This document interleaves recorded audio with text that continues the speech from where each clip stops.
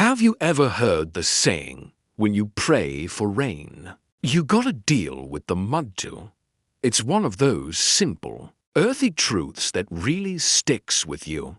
We are creatures of longing, always asking for something more.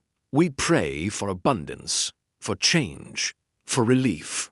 We ask for love, for justice, for a revolution in our own lives. We whisper our hopes to the universe, and we imagine the answer arriving perfectly clean, wrapped in a neat little bow.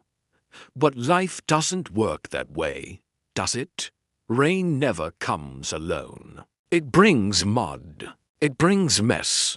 It brings the undeniable consequence of the blessing. This proverb reminds us that every single desire carries a shadow. To want something is to risk something. To act is to change the world around you. And to receive is to reckon with what you've been given. Let's talk about the romance of rain. Rain is a powerful symbol of hope, isn't it? It breaks a long drought. It feeds the soil. It washes away the dust of waiting. We pray for this kind of rain in our lives, both literally and metaphorically. We want that new job, that baby, that soulmate, that spiritual awakening. We want the storm that will finally change everything. But we rarely, if ever, pray for what comes after. We don't ask for the flooded roads, the slippery paths, or the weight of wet clothes, and even heavier choices. We want the transformation without the turbulence. We want growth without the grief. And that's where the mud comes in. The mud of consequence. But here's the thing. Mud isn't a punishment. It's the natural result of saturation. It's the earth responding to that abundance you asked for. When we ask for change, we have to accept disruption. When we seek truth, we must be ready to face discomfort. When we demand justice, we have to endure the difficult process of reckoning. The mud is where the real work begins. It's where we might slip and fall. It's where we're forced to slow down and learn to walk differently, more carefully. It's the terrain of humility, reminding us that we aren't always in control.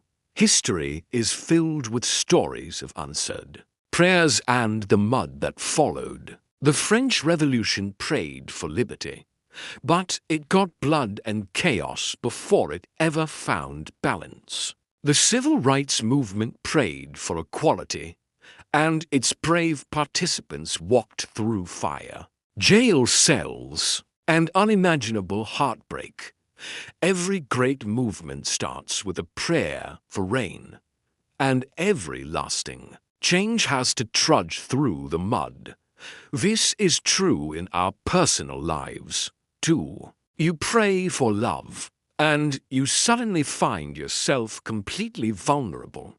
You pray for success, and you inherit stress, public scrutiny, and sleepless nights. You pray for healing. And the first step is to confront the wound, which can be the most painful part. The mud isn't a mistake. It is the price of the prayer. So, living wisely isn't about avoiding desire or stopping yourself from praying for rain. It's about desiring with your eyes wide open.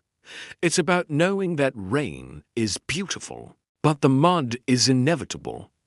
It's understanding that every yes carries a cost, and every door you open changes the room you're in. This isn't cynicism. It's maturity. It's the child who learns that jumping in puddles is fun, but their shoes will get soaked. It's the adult who learns that ambition is noble, but rest must be earned.